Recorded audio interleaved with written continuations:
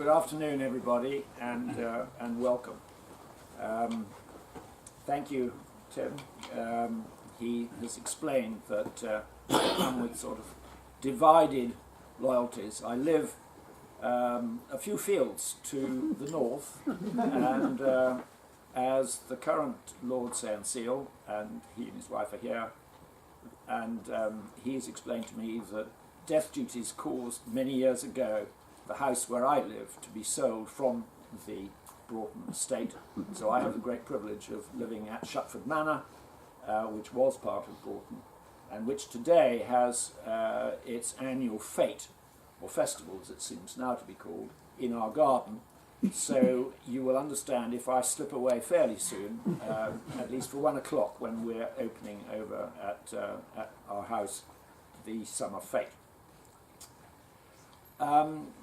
I come as and speak to support and celebrate the 21st anniversary of the Oxford Community Foundation, because, as Tim has explained, I do have these divided loyalties, and I learnt about the Oxford Community Foundation when I met Tim and his wife a couple of years ago, and at the same time I was explaining that with my family background in Birmingham originally, I had been asked at that time to support the, at that time, rather difficult position of the foundation in Birmingham and the Black Country. Black Country being Wolverhampton, Dudley, and the other areas around Birmingham.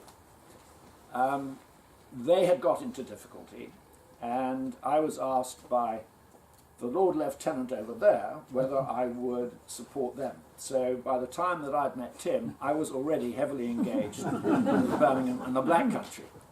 So that explains why I've been involved there, even though I do live technically in Oxfordshire. So I do feel marginally guilty, but on the other hand, I feel that the needs of Birmingham are at least as great as the needs of Oxford. And I've taken an interest in the progress of the Oxfordshire Community Foundation because of discussions with Tim.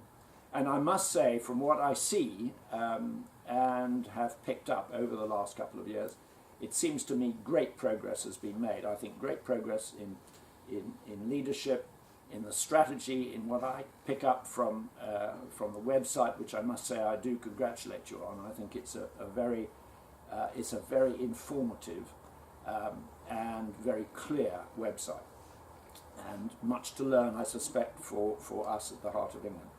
So congratulations on that. You're going to hear about the future plans, and that's not for me to get into. I thought I would just say briefly on Birmingham and the Black Country, we have a lot of challenges there. Birmingham and Black Country was in difficulty. I felt that the right thing to do, rather than start all afresh in Birmingham, was to broker, I suppose you might call it, a reverse takeover by the Heart of England Community Foundation, which had a very good record in Coventry and Warwickshire. They have actually got now, I think, 22 years of history behind them. They are very well governed. They have good governance. They have been, I think, very effective with their grants, with the size of their grants, and with the number of projects that they've made a real difference to. So, in a way, it was a deal. I would go on their board as a trustee, but take the leadership responsibility for developing their activities in Birmingham and the Black Country. And over the last 18 months, we have made very good progress in Birmingham and the Black Country, but we have a long way to go. And I suppose one of the challenges we face is simply the size of the West Midlands. Were we right to do it this way? I don't know, but I think we did do the right thing. I don't think... Well, I'll make a few observations, and I felt that's all I should do, because I certainly don't come as an expert. I don't come as a seasoned and very successful head of a community foundation, but I would share with you just a few observations. I think one observation might be something not to do, which I suspect Birmingham and the Black Country did, was get too heavily indebted and too committed to some real estate, and then finish up not developing it the way that they hoped it would develop, and of course stuck with a fixed loan. So I think that was probably something not to do, and that's one of the reasons why I felt the right thing to do was to take advantage of the successful governance and structure of the Heart of England based in Coventry, and with them develop into Birmingham and the Black Country. I have to say they were already taking over the Birmingham and the Black Country even before I got involved. So when one says one's not competing, I think there's a natural and healthy instinct to move into the area, and that is indeed what they did. So just a few observations. I must admit they are pretty random, but I suppose in the last couple of years I would like to think some of the things that I felt were useful. It seems to me talking, and I've tried to talk to quite a number of other community foundations, and actually not just other community foundations, but other charities that were doing broadly similar work. And to try to learn from them, because I do feel community foundations, to some extent, it's horses for courses, and what necessarily works in one area of the country doesn't necessarily work in another. There's a lot of difference between Birmingham and the Black Country and, say, Hampshire, maybe Oxfordshire. So what is right in one place isn't necessarily right for another.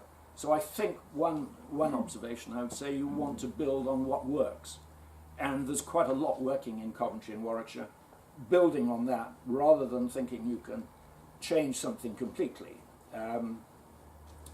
And I think discovering best practice, which Tim referred to, and finding out what does work well, and then being prepared to experiment from that, and learning from each other. And I think that community foundations do have a good record of learning from each other. I think there is a good camaraderie between chief executives, between Jane, in our case Tina Costello, and I've certainly found, talking to Tony Shaw, for example, in Hampshire, a lady who runs the Hampshire and Isle of Wight Community Foundation, she had a lot of very, I thought, helpful advice and things to say.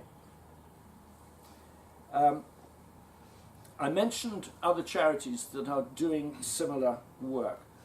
I have had a couple of meetings with a very impressive individual, Matthew Reed, and Matthew runs the Children's Society. And the Children's Society, of course, is a very well established, very substantial charity. But interestingly to me, they were doing and are doing some very important work in Birmingham. Birmingham has a huge child poverty challenge. Birmingham is very young, as you know, it's very diverse. More than half of the city's population is either first or second generation immigrant. And there is a big child poverty challenge there. But what was interesting to me was the work that was going on through the Children's Society, very much supported by the church, and the work that he was doing with the city, and the job he's been given, which is to do a study and to come up with a program and suggestions for tackling this. And the reason I think this is relevant is, talking to Matthew, I thought to myself, well, depending on what our plans are, it could well be that we as the Community Foundation could play a part in that program.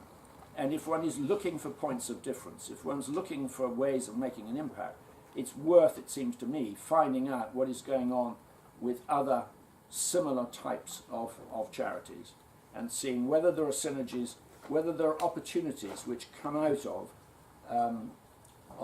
those conversations.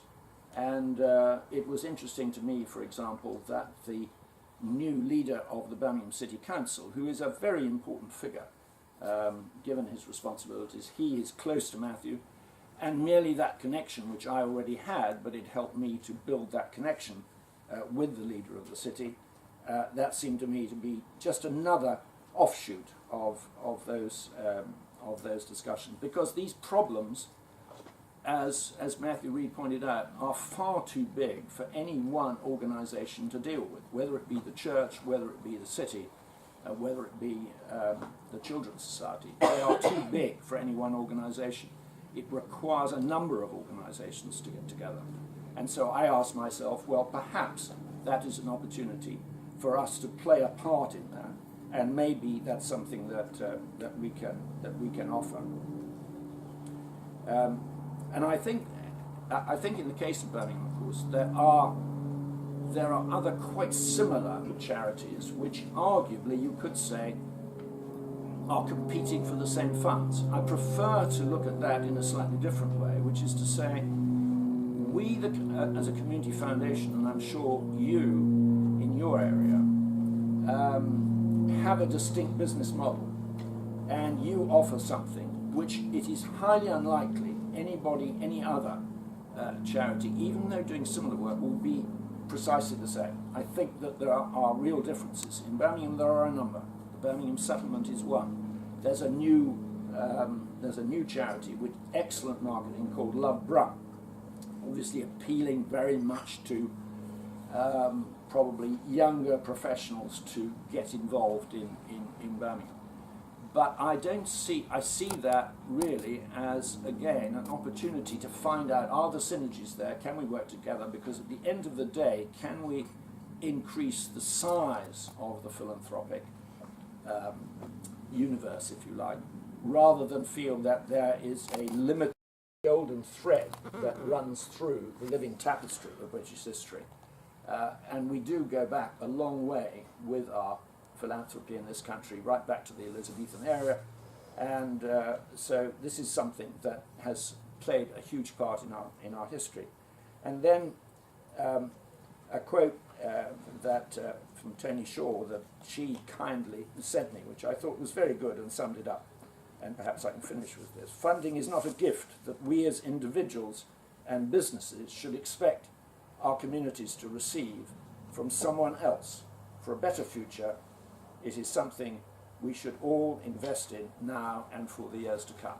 So congratulations on your 21st birthday, and I look forward to hearing a little bit about the plans before I go back to Shutford. And if any of you at the end of your session would like to take a left turn out of Norton Castle's entrance, you keep going left, you will come to Shutford, and the festival goes on until this evening at 10:30. So if you want to have some fun and games this evening, I will have gone to Cambridge, I have to say, by the time the music starts, because we're going to a party in Cambridge. But you would be most welcome at Shutford. But do avoid a very, very big pothole on the left as you go up the lane, which my car nearly disappeared into, because it was covered in water and you couldn't possibly have seen it. So I would be rather cautious. Okay, thank you very much.